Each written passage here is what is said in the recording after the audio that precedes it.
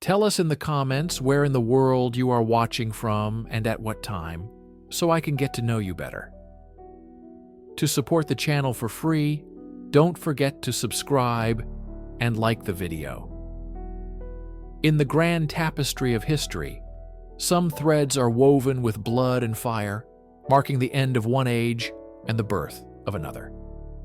Few events are as starkly defined as the one that occurred in the spring of 1453.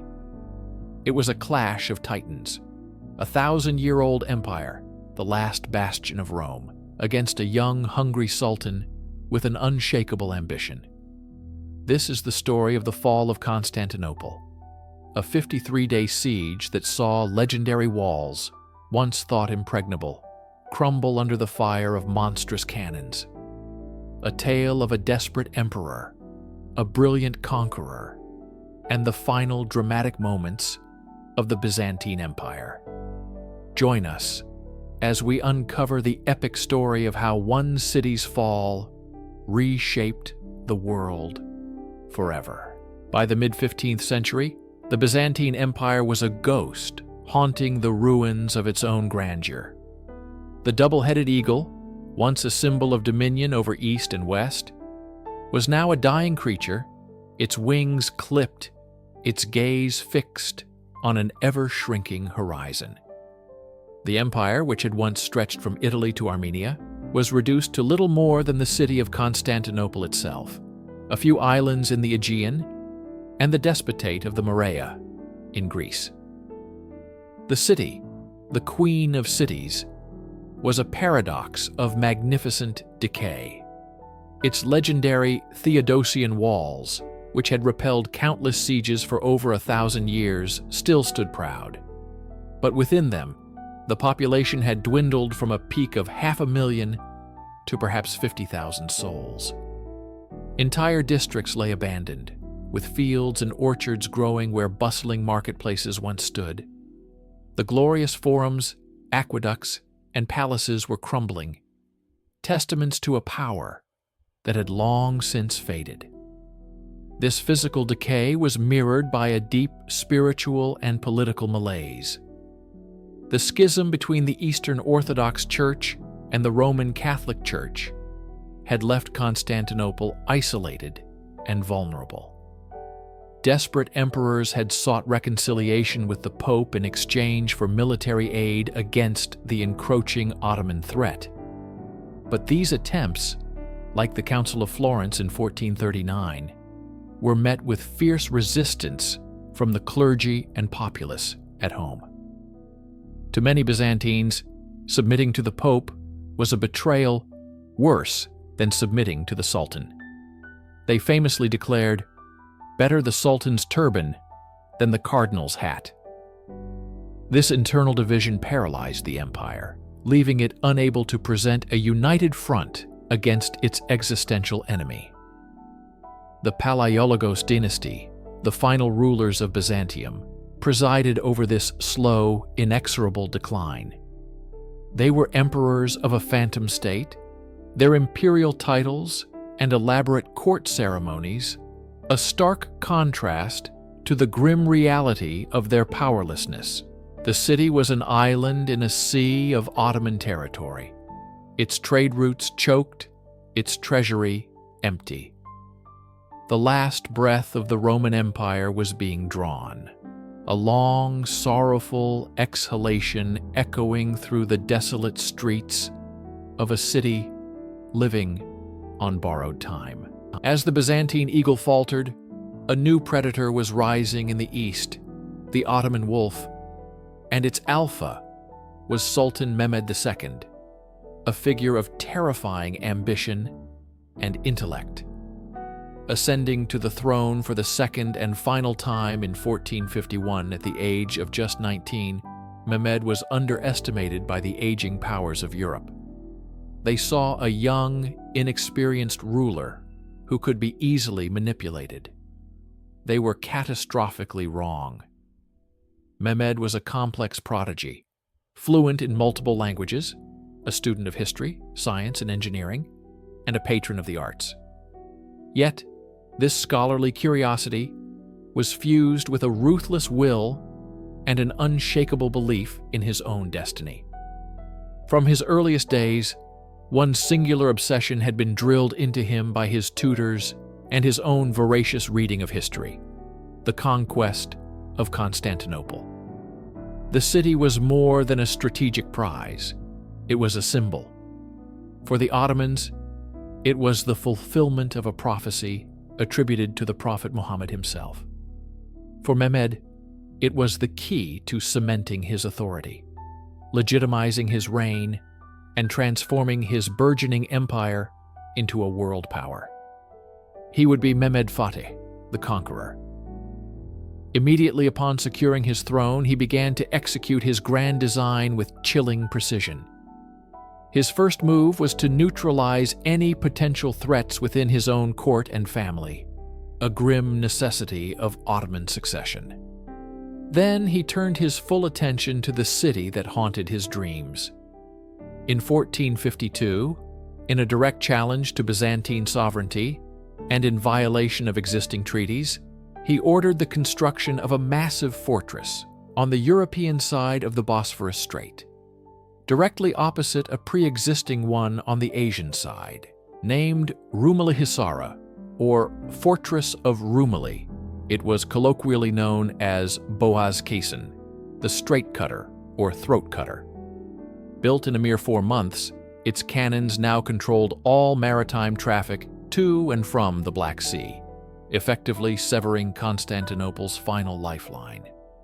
The wolf had built its lair at the very throat of the eagle, and the hunt was about to begin. The looming conflict was not merely a battle of armies and empires.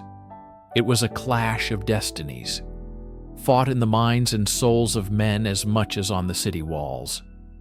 Both sides were steeped in ancient prophecies that foretold the coming cataclysm.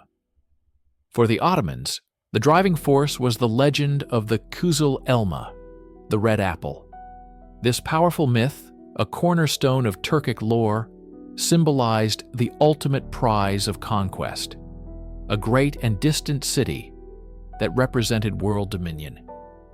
Over the centuries, the identity of the red apple had shifted, but by the 15th century, it was unequivocally identified with Constantinople. The city's golden domes, gleaming red in the rising or setting sun, were seen as the literal embodiment of the prize. For Mehmed and his soldiers, the siege was not just a military campaign. It was the fulfillment of a sacred, preordained mission. This belief imbued the Ottoman forces with a fervent, almost fanatical zeal. They were not merely soldiers. They were instruments of divine will, marching to claim a city that was already theirs by heavenly decree. This potent blend of imperial ambition and religious prophecy created an unstoppable psychological momentum. Conversely, within the walls of Constantinople, a deep-seated fatalism had taken hold, fueled by their own dark omens. Prophecies spoke of the city falling when an emperor named Constantine, son of a Helena, sat on the throne, the same names as the city's founder and his mother. The current emperor was Constantine Palaiologos. The Byzantines, who saw signs and portents in every natural event, were haunted by a series of terrifying celestial phenomena. An eclipse of the moon during the siege was interpreted as a sign that the city's crescent-shaped emblem was being devoured.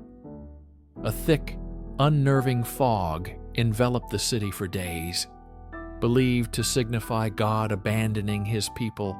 Most terrifying of all was a report of a strange, holy light flickering over the dome of the Hagia Sophia before ascending to the heavens, which many took to be the final departure of the Holy Spirit from the great cathedral. While the Ottomans saw destiny calling them forward, the Byzantines felt the cold grip of a fate they could not escape. In the heart of this dying city stood its final emperor, Constantine Palaiologos. History has cast him as a tragic figure, And while his fate was indeed tragic, he was anything but weak. Constantine was a man of immense courage, piety, and a profound sense of duty, a worthy final emperor for the Roman legacy. He ascended the throne in 1449, inheriting a hopeless situation he had not created. He was a realist who understood that his city's only chance for survival lay in securing aid from Western Christendom. He swallowed his pride and pursued the deeply unpopular policy of church union with Rome, pleading with Pope Nicholas V and the rulers of Venice, Genoa, and Aragon for ships, soldiers, and supplies. His desperate diplomacy yielded tragically little. The West was fractured by its own conflicts and largely indifferent to the fate of the schismatic Greeks. Only a few hundred soldiers arrived, most notably a contingent of 700 professional soldiers under the command of the Genoese condottiero Giovanni Giustiniani Longo, a man who would prove to be a titan in the city's defense. Faced with Mehmed's gargantuan army, which outnumbered his own defenders by more than 10-1, Constantine did not despair. He worked tirelessly to shore up the city's defenses, and more importantly, to heal its internal fractures. He moved between the Greek Orthodox defenders and the Latin Catholic mercenaries, mediating disputes and fostering a sense of shared purpose. He spent his personal fortune to pay for repairs and provisions. As the siege began, the emperor became the soul of the resistance. He was not a distant ruler directing the battle from a palace. He was a soldier emperor, constantly inspecting the walls, encouraging the troops, and personally participating in the fighting. He was the living embodiment of the city's will to survive. When Mehmed offered him a peaceful surrender, promising him rule over the Morea and a life of luxury, Constantine's response was resolute and legendary. "To surrender the city to you is not for me to decide, nor for any of its citizens, for we have all decided to die of our own free will, and we will not spare our lives." It was the final, defiant roar of the Roman eagle. In the spring of 1452, a year before the final assault, Sultan Mehmet II made a move of audacious strategic brilliance. He understood that to conquer Constantinople, he must first isolate it completely. The city's lifeline was the Bosphorus, the narrow strait that connected the Black Sea to the Sea of Marmara, allowing Genoese and Venetian ships to bring supplies and reinforcements. To sever this artery, Mehmed ordered the construction of a fortress on the European side of the strait, directly opposite the older Anadolu built by his great-grandfather. This new fortress would be a statement of intent, a stone and mortar declaration of war. He chose the narrowest point of the Bosphorus, a mere 660 meters across, where the currents ran swift and treacherous. The Byzantines watched in horror as thousands of laborers, masons, and soldiers descended upon the shoreline. Emperor Constantine XI sent envoys to protest, citing old treaties, but Mehmed's response was chillingly clear. "I may do what I please. Go and tell your emperor that the present sultan is not like his predecessors. If any man dares to cross to this side, he will be impaled." The fortress was built with astonishing speed, a testament to the Sultan's iron will and immense resources. Over 1,000 master masons and twice as many laborers worked day and night. To expedite the construction, Mehmed assigned each of his 3 chief viziers a great tower to oversee, while he personally supervised the connecting walls. In less than 5 months, from April to August, the colossal structure was complete. Named Rumelihisara, the fortress of Europe. It was a masterpiece of military architecture, its towers armed with powerful cannons that could command the entire width of the strait. The local Greeks, however, gave it a more visceral name, Boazkesin, which translates to the throat cutter or the strait cutter. The name was apt. No ship could now pass without the Sultan's permission. The fortress effectively sealed Constantinople's northern maritime route, turning the city into an island in a hostile sea. The throat cutter stood not just as a military installation, but as a psychological weapon, its dark towers casting a long shadow over the anxious city. A constant, menacing reminder of the doom that was gathering just beyond the horizon. While the throat cutter fortress choked the Bosphorus, another more terrifying weapon was being forged in the heart of the Ottoman capital, Edirne. The architect of this terror was a mysterious and ambitious Hungarian engineer named Urban. A master of bronze casting and artillery, Urban had first offered his services to the Byzantine Emperor Constantine XI. He promised a cannon that could shatter the walls of any city. But the Byzantine Empire was a hollowed-out shell, its treasury empty. Constantine could not afford Urban's price, offering only a meager stipend that the proud engineer scorned. Spurned and seeking a patron who could match his ambition, Urban traveled to the court of Sultan Mehmet II. Here, he found a different reception. The young, technically minded Sultan was fascinated by artillery and immediately grasped the potential of Urban's proposal.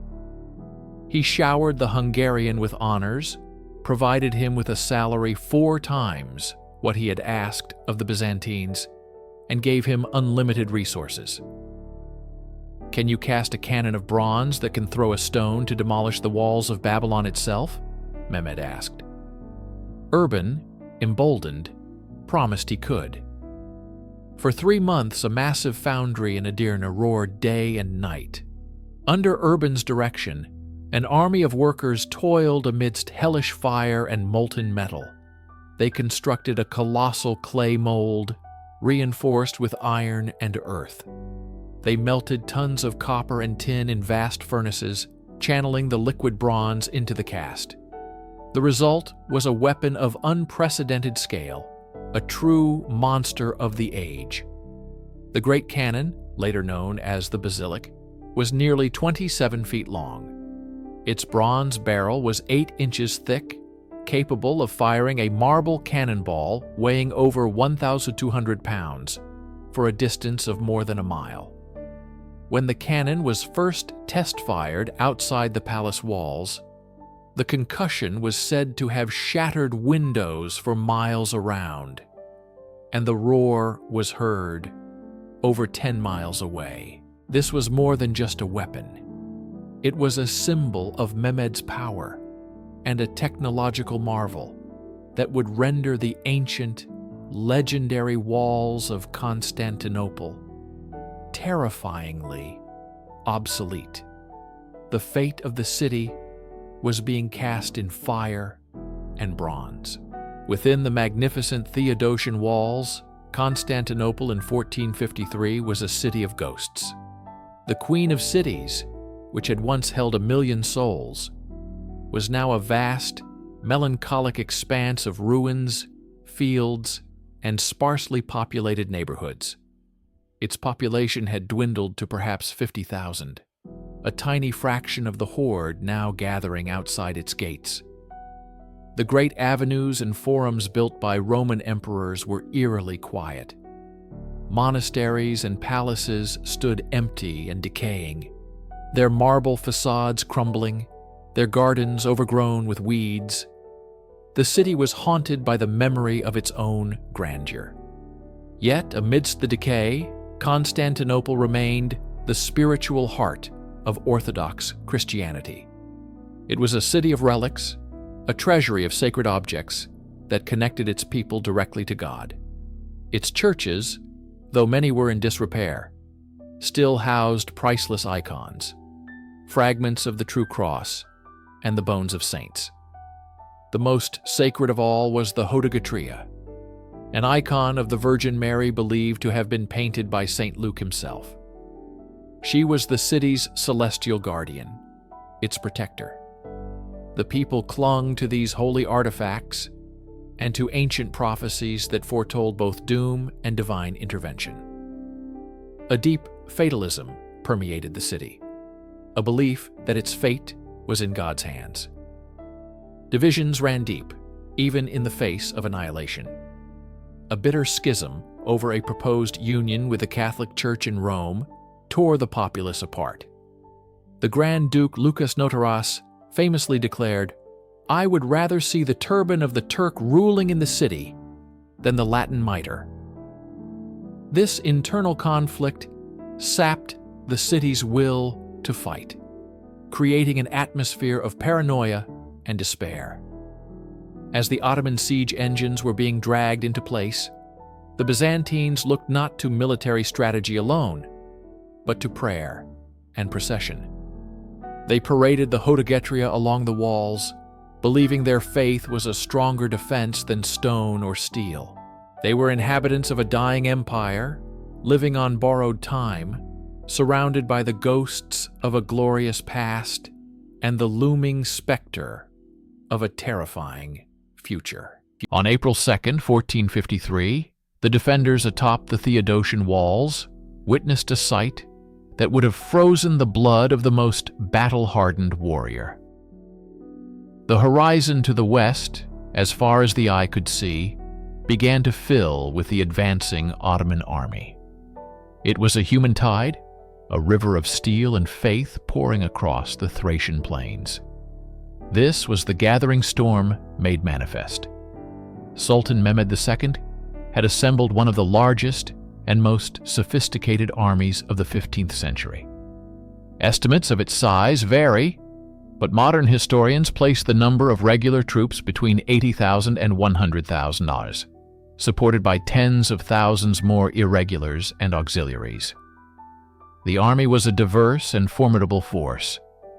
At its core were the Janissaries, the Sultan's elite slave infantry, 10 to 12,000 strong.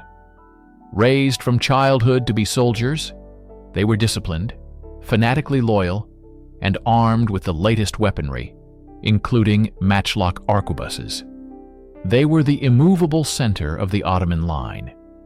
Flanking them were the feudal Sipahi cavalry and the vast levies of infantry from the empire's European and Anatolian provinces. But it was the irregulars, the Bashi-bazouks, who often led the charge. A wild, undisciplined horde fighting for plunder, they were used as cannon fodder to exhaust the defenders before the main assault. The army that encamped before the walls was a mobile city in itself. Engineers, miners, carpenters, and armorers moved with the soldiers. A vast supply train of wagons, camels, and mules ensured the massive force was fed and equipped. The camp stretched for miles, from the Sea of Marmara in the south to the Golden Horn in the north. A sea of tents, horse lines, and campfires spread across the landscape, the air thick with the smell of wood smoke and the din of 100,000 men. For the few thousand defenders on the walls, it was a terrifying spectacle. They were outnumbered by at least 10 to 1. Looking out, they could see the Sultan's crimson and gold tent pitched just out of cannon range, a clear symbol of his unshakable resolve. The storm had not just gathered, it had broken. The siege of Constantinople had begun, as the shadow of the Ottoman crescent loomed larger over the horizon. A flicker of hope arrived from the sea.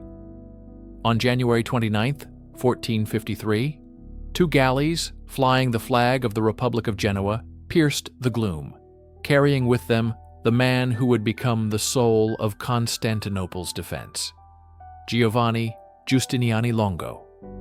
He was a condottiero, a professional soldier of fortune, but he was more than a mere mercenary. Giustiniani was a renowned expert in siege warfare, a proto-strater whose reputation for defending walled cities preceded him. He did not come for gold, though he was promised the island of Lemnos should victory be achieved.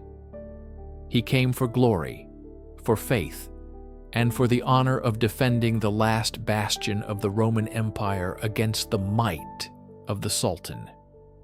With him, he brought a private army of 700 heavily armed soldiers, a mix of Genoese and Greek islanders from Chios, all hand-picked, battle-hardened, and fiercely loyal to their commander.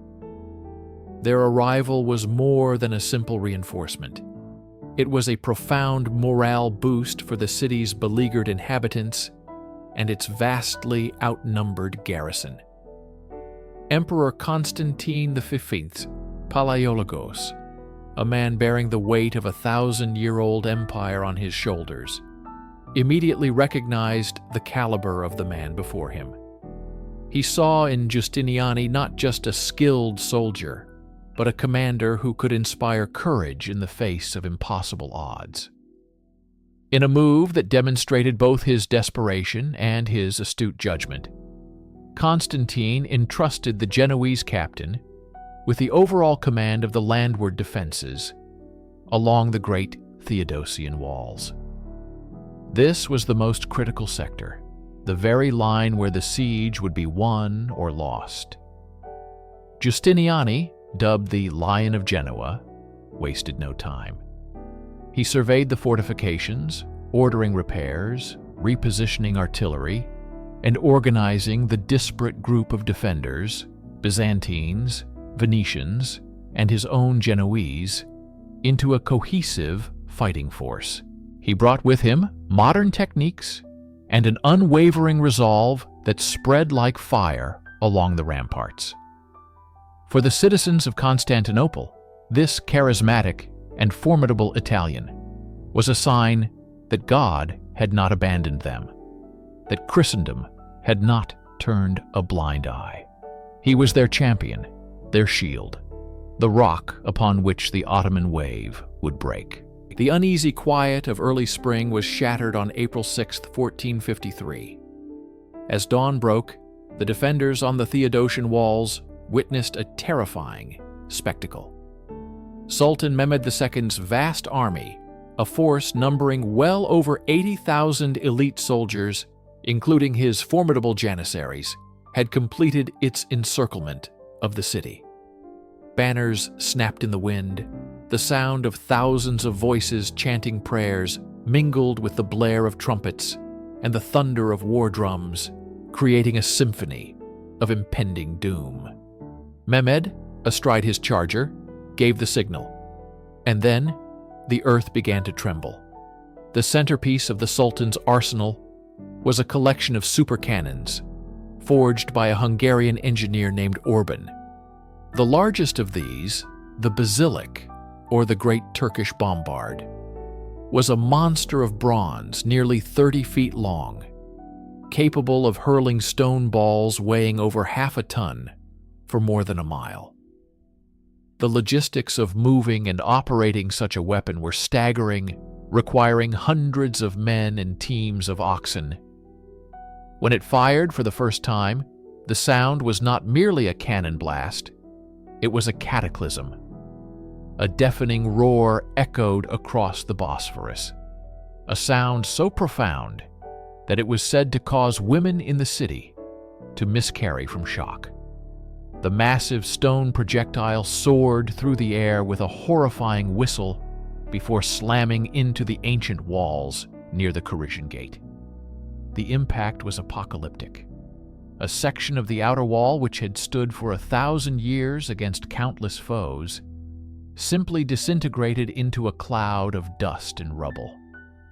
The ground shook violently, and a tremor of fear ran through the defenders. This was a new kind of warfare, a brutal, impersonal force of destruction that seemed to defy conventional defense. The bombardment was not a singular event. It was the beginning of a relentless daily assault. From sunrise to sunset, the Ottoman cannons hammered away at the walls, their thunderous chorus becoming the constant, terrifying soundtrack of the siege. The defenders, under Giustiniani's command, scrambled to make repairs under fire, filling the breaches with barrels of earth, stones, and timber. But for every gap they plugged, the cannons opened another. The earth trembled, and with it, the foundations of the Byzantine Empire. While the land walls shuddered under the ceaseless bombardment, Constantinople's defenders held one crucial strategic advantage: the Golden Horn. This deep, natural estuary on the city's northern flank formed a perfect, sheltered harbor for the small Byzantine and allied Italian fleet. For any naval assault to be effective, the Ottoman navy would have to force its way into this sanctuary. Standing in their way was one of the most formidable defensive structures of the medieval world, the Great Boom Chain. For centuries, this massive iron chain had served as the city's gatekeeper to the sea. It stretched for nearly half a mile, from the Tower of Eugenius on the city proper to a fortified tower, the Castellian, in the Genoese colony of Galata on the opposite shore. Each link was forged from heavy, thick iron, weighing more than a man could lift alone. The entire apparatus was floated on the surface of the water by large, buoyant wooden logs, creating an impassable barrier just below the waterline. Raising and lowering the chain was a complex operation, controlled by powerful winches within the towers. On April 2nd, with the Ottoman fleet massing in the Sea of Marmara, Emperor Constantine ordered the chain to be raised. It was a clear signal that the maritime siege was about to begin. The Ottoman admiral Baltaoglu Suleiman Bey, confident in his fleet's overwhelming numerical superiority of over 120 ships, made his first attempt to force the entrance on April 12th. The Ottoman galleys rowed forward, their cannons firing at the boom and the ships guarding it. But the chain held firm. It was impervious to cannon fire, and the ships behind it, manned by experienced Venetian and Genoese sailors, rained down a torrent of arrows, stones, and Greek fire upon the attackers. The assault was a dismal failure, repulsed with heavy Ottoman losses. The great chain had proven its worth, turning the Golden Horn into a safe haven and a vital lifeline. For the defenders, it was a much-needed victory, a testament to Byzantine engineering, and a defiant symbol that the city would not yield its waters easily. Frustrated by the impenetrable chain and the failure of his navy to breach the Golden Horn, Sultan Mehmet II conceived of a plan so audacious, so brilliantly unconventional, that it bordered on the insane. If he could not sail his fleet into the harbor, he would bring the harbor to his fleet by another means. He decided to bypass the water altogether and transport his ships overland.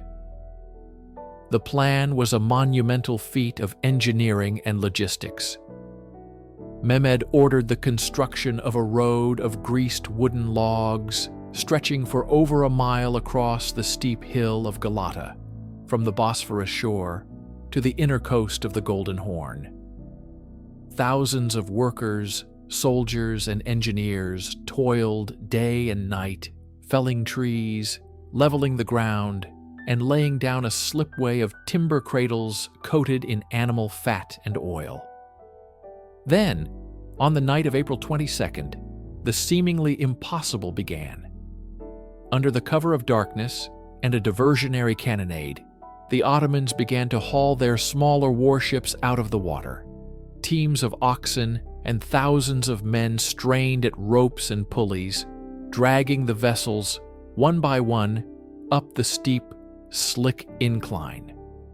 To add to the surreal and terrifying spectacle, Mehmed ordered the ships to be fitted with their sails, which were unfurled as if they were sailing on a phantom sea. The defenders in the city awoke to an unbelievable sight: an Ottoman fleet cresting the hill of Galata, their banners flying and their sails billowing in the breeze, before sliding down the other side and splashing into the calm waters of the Golden Horn.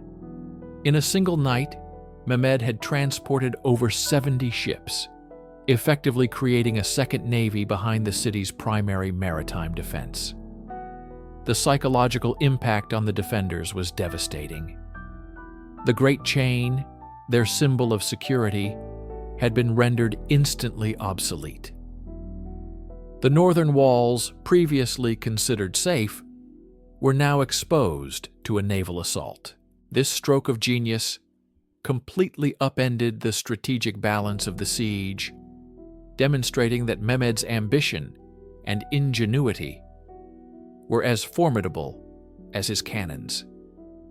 It was a checkmate move, born from a mind that refused to accept the word impossible. The Jubilee year of 1500 was meant to be a triumph for Pope Alexander VI, a testament to his spiritual and temporal authority over Christendom. For his daughter Lucretia, it was a rare period of personal contentment. Her second marriage, to the handsome and noble Alfonso of Aragon, Duke of Basilic, was a genuine love match.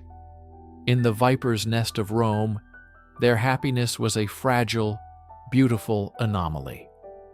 But the political winds of Italy were shifting, and the tranquil harbor of Lucrezia's life was about to be set ablaze. Her brother, Cesare Borgia, now allied with King Louis XIII of France, saw the family's connection to Spanish-aligned Naples as a strategic liability.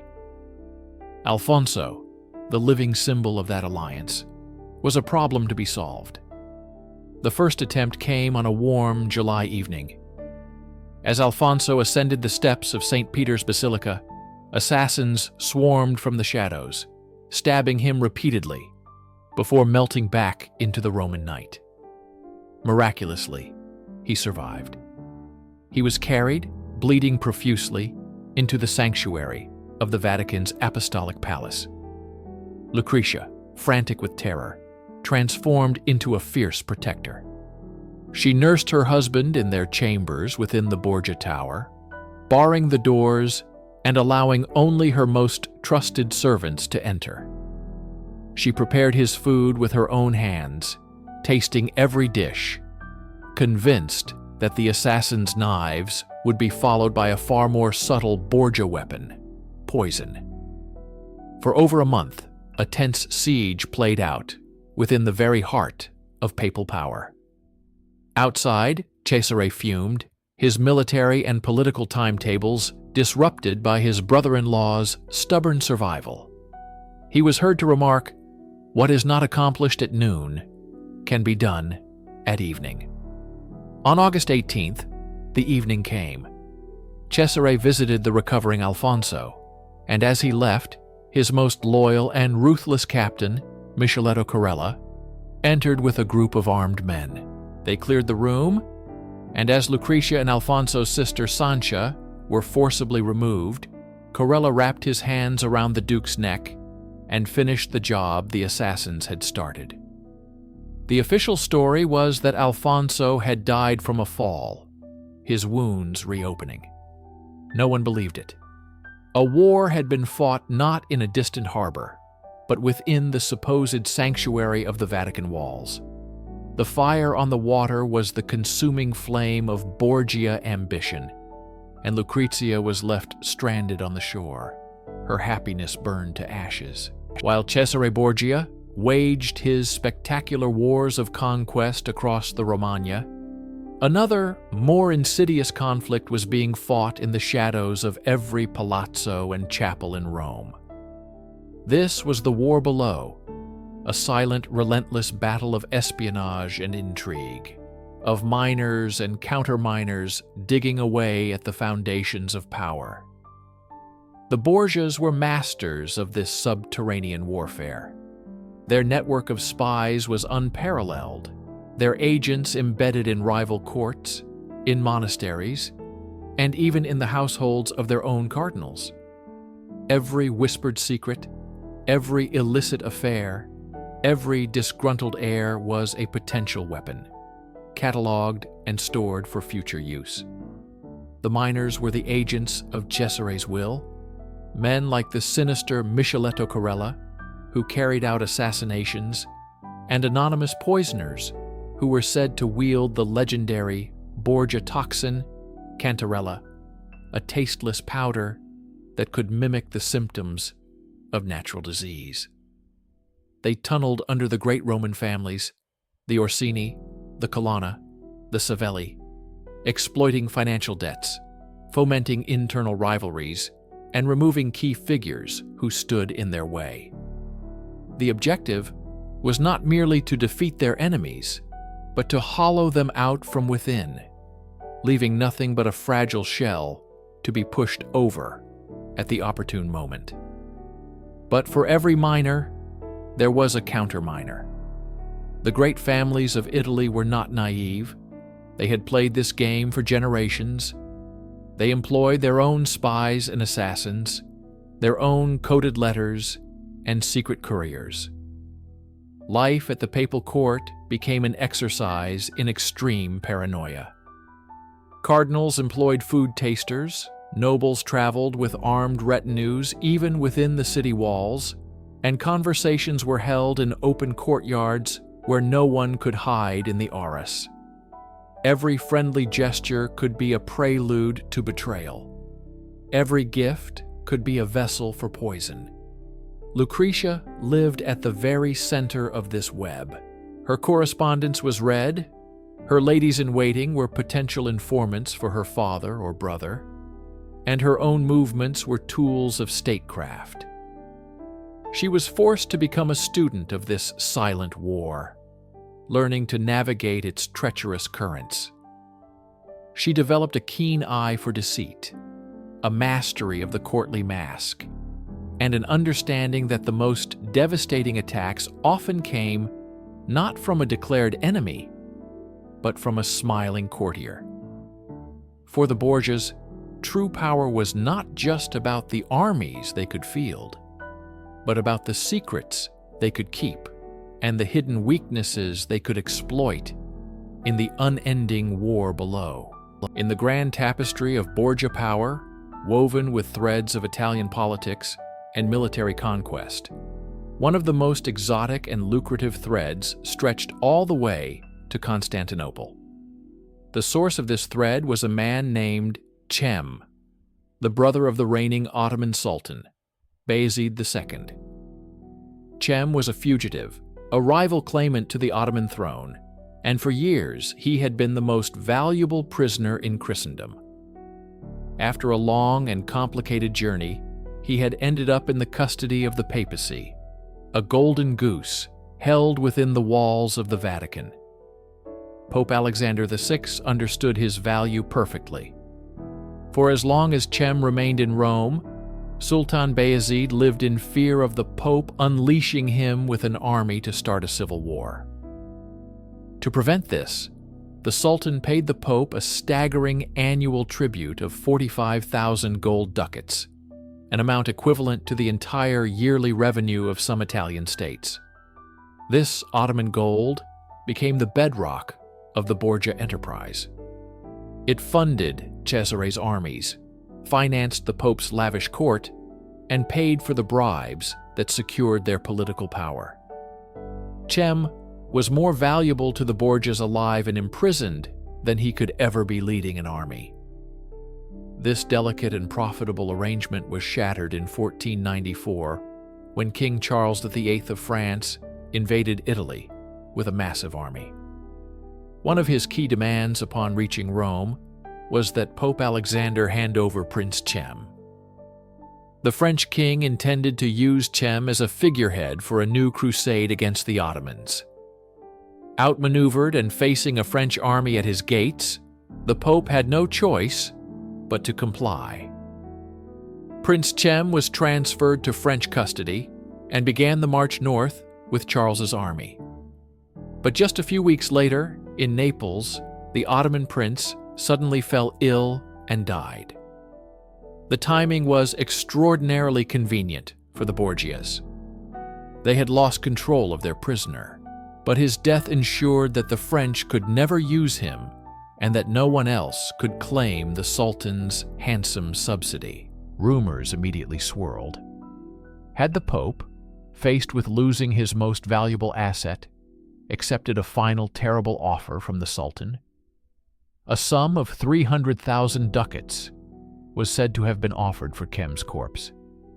Many chroniclers of the day, including the Pope's own master of ceremonies, Johann Burchard, were convinced that a slow-acting Borgia poison had been administered before Cem was ever handed over.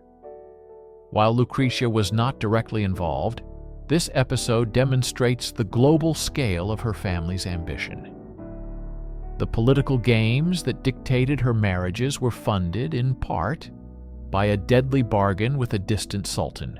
The summer of 1503 was brutally hot in Rome. The air was thick and stagnant, and the malarial swamps surrounding the city breathed fever into the night. In an age steeped in superstition, men looked to the heavens for meaning, and many felt a sense of impending doom. Strange lights had been reported in the sky, and the city's mood was as dark and oppressive as the suffocating August heat. The Borgia sun, which had shone so fiercely for a decade, was about to be catastrophically eclipsed. On the evening of August 5th, Pope Alexander VI and his son Cesare attended a small dinner party at the vineyard of Cardinal Adriano Castellesi. Days later, all three men fell violently ill with a raging fever. In the Vatican, panic took hold. The Pope was 72, but Cesare, at 28, was thought to be invincible, the very picture of youthful strength. To see him brought so low, his body racked with sickness, was a terrifying shock. The hope of a hereditary Borgia dynasty, which had seemed so close to reality, was now failing with every labored breath he took. The city held its breath. As the Pope's life ebbed away, the omens that had been whispered about were now proclaimed as divine judgment. Rumors flew through the streets. Was it the dreaded Roman fever, or had the Borgias finally fallen victim to their own signature weapon? The most popular theory was that they had intended to poison their host, the wealthy cardinal, but a servant had mistakenly switched the poisoned cups. It was a story of perfect, terrible irony. On August 18th, Pope Alexander VI died. The aftermath was horrific. His body, it was said, swelled and blackened at an unnatural rate, a sight his attendants took as proof that he had been damned, his soul seized by demons. As the news spread, the authority of the Borgia family evaporated. The Vatican was plundered, and the family's enemies, the Orsini and the Colonna, who had been exiled and crushed, began to march on Rome, hungry for revenge. Cesare, still delirious with fever and shielded by the few loyal troops who remained, was powerless to influence the election of a new pope. Far away in Ferrara, Lucrezia received the devastating news. Her father was dead, her brother incapacitated, and the entire structure of her power had vanished overnight. The sky had fallen. Her life as a Borgia princess was over. Her struggle to survive as the Duchess of Ferrara, surrounded by her husband's family who had long distrusted her, had just begun. On the evening of May 28th, 1453, as the sun set on the 1,000-year-old Roman Empire, an extraordinary and heart-wrenching scene unfolded within the cavernous, sacred space of the Hagia Sophia. The great church, the heart of Orthodox Christendom, was aglow with the light of 1,000 candles, their flames dancing across the golden mosaics that depicted saints and emperors. Here, on the precipice of annihilation, the divisions that had plagued the city for centuries dissolved in the face of a common doom. Orthodox Greeks and Catholic Latins, who had long been at odds over theological disputes, knelt side by side. Soldiers, merchants, nobles, and commoners, men, women, and children, packed the nave, their faces etched with fear and a fragile, desperate hope. At the center of this solemn assembly was the last emperor, Constantine III's Palaiologos. Dressed in his imperial purple, he was not a distant ruler, but a fellow Christian, a brother preparing to face oblivion with his people. The air was thick with the scent of incense and the sound of the final Christian liturgy to ever echo through those hallowed walls. The haunting chants of the priests rose to the great dome, a plea for divine intervention against the overwhelming forces gathered outside their walls. The patriarch conducted the service, his voice trembling but resolute. In this final communion, the people of Constantinople were united as one body, one soul. They confessed their sins, sought forgiveness from one another, and prayed for a miracle they knew was unlikely to come. After receiving the Holy Eucharist, the emperor spoke to his commanders and nobles, not as a sovereign giving orders, but as a man bidding farewell to his friends, urging them to fight with courage for their faith, their families, and their city. Then, the congregation dispersed. The emperor and his soldiers returned to their posts on the crumbling Theodosian walls, leaving the silence of the great church behind them. They were leaving the symbol of their civilization to its fate, ready to make their last stand under a sky soon to be filled with the roar of cannons and the cries of battle. Before the first light of dawn on Tuesday, May 29th, the night's tense silence was shattered. Sultan Mehmet II, confident and implacable, unleashed the full fury of his massive army in a final, decisive assault. The attack was a meticulously planned symphony of destruction. First came the roar of the great cannons, including the monstrous bombard Basilica, which pounded the already weakened sections of the walls, particularly near the St. Romanus Gate. Then a cacophony of war drums, trumpets, and shrill pipes erupted from the Ottoman camp, a terrifying wave of sound designed to break the spirit of the defenders. The first wave of attackers thrown against the walls was the Bashi bazooks. These were irregular mercenaries, a motley collection of men from across the Ottoman lands, poorly equipped, but driven by the promise of plunder. They charged forward with wild abandon, their primary purpose to absorb the first volleys of the defenders and exhaust them. For 2 hours, the vastly outnumbered garrison of Byzantines and their Genoese and Venetian allies fought with desperate courage, raining down arrows, stones, and Greek fire upon the attackers, repelling the wave but expending precious energy and resources. As the Bashi bazooks fell back in disarray, there was no respite. The second wave, composed of disciplined Anatolian troops, immediately surged forward to press the attack. The fighting grew fiercer, a brutal hand-to-hand struggle on the ramparts.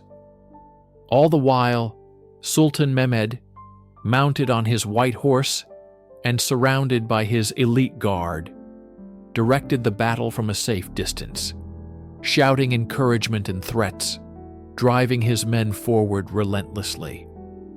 The defenders, led by the Emperor Constantine and the brilliant Genoese soldier Giovanni Giustiniani Longo, held their ground, plugging breaches and beating back every attempt to scale the walls. But they were a dwindling force, growing more exhausted with every passing moment, facing a seemingly endless sea of enemies. As the second wave began to falter, the true hammer of the Ottoman army, the elite Janissaries, stood ready, waiting for their moment to deliver the killing blow. The breaking point of the siege came not from a cannonball that shattered stone, but from one that shattered morale. As the elite Janissaries began their relentless, disciplined assault, the Genoese commander, Giovanni Giustiniani Longo, the heart and soul of the defense, was grievously wounded. A piece of shrapnel or a crossbow bolt tore through his breastplate, and the seemingly invincible soldier collapsed. His men, seeing their leader fall, panicked. Against the emperor's pleas, they carried Giustiniani away from the front line towards the harbor, seeking a surgeon. This withdrawal created a vacuum of leadership and a fatal gap in the defenses at the most critical sector. At nearly the same moment, a catastrophic oversight sealed the city's fate. A small postern gate in the northern section of the walls, the Kirkoporta, had been left unlocked or was forced open. A small band of Ottoman soldiers discovered it, slipped through, and quickly overpowered the small guard. They climbed a nearby tower and unfurled the Ottoman standard within the city walls. The sight of the enemy flag flying behind their own lines sent a shockwave of terror through the remaining defenders. Simultaneously, at the main breach where Giustiniani had fallen, the Janissaries, led by a giant of a man named Ulubatli Hassan, finally swarmed over the makeshift stockade. Hassan and some 30 followers were the first to gain a firm foothold on the ramparts. Though he was cut down in a hail of arrows and stones, the tide had turned. The Janissaries poured through the breach in an unstoppable flood. Emperor Constantine XI Palaiologos saw the enemy banners within his city and knew that all was lost. In that final desperate moment, he cast off his purple imperial regalia so as not to be taken alive as a prize. Shouting, "The city is fallen and I am still alive," he drew his sword. With the few loyal Greek and Latin soldiers who remained with him, the last Roman emperor charged headlong into the oncoming sea of Janissaries and was swallowed by the chaos of battle, fighting and dying as a common soldier for the city he could not save. With the emperor's death and the complete collapse of the defenses, Constantinople descended into a maelstrom of terror. Sultan Mehmet II had promised his soldiers 3 days of unrestricted plunder, and they claimed their reward with brutal efficiency. The city that had been the bastion of Christendom for over a millennium became a scene of horror. Soldiers fanned out through the labyrinthine streets, breaking into homes, palaces, and monasteries. Thousands who had sought refuge in the Hagia Sophia, believing in an old prophecy that an angel would descend to save them, found their sanctuary transformed into a trap. The great bronze doors were battered down, and the terrified civilians were either slaughtered or shackled, destined for the slave markets. Later that afternoon, Sultan Mehmet II, now known as Fatih, the Conqueror, made his triumphal entry into the city he had so coveted. He rode slowly through the devastated streets, a solemn procession that led him directly to the Hagia Sophia. Dismounting before its grand entrance, he was said to have been so overcome by the beauty of the structure that he recited a line of Persian poetry about the transience of earthly glory. He stopped one of his soldiers from hacking at the marble floors, declaring that the buildings of the city were now his property. In a profound act of humility and piety, he bent down, took a handful of earth, and sprinkled it over his turban before entering. Inside the magnificent church, he ordered the looting to cease. He walked to the great altar and commanded an imam to ascend the pulpit and recite the Shahada, the Islamic declaration of faith. With those words, the Hagia Sophia, the Cathedral of Holy Wisdom, was formally converted into a mosque. It was a moment of immense symbolic power, marking the definitive end of the Byzantine Empire and the dawn of a new age. Mehmed declared Constantinople now to be known as Constantiniye or Istanbul, the new capital of the Ottoman Empire, a city he would soon repopulate and transform into the heart of a new global power.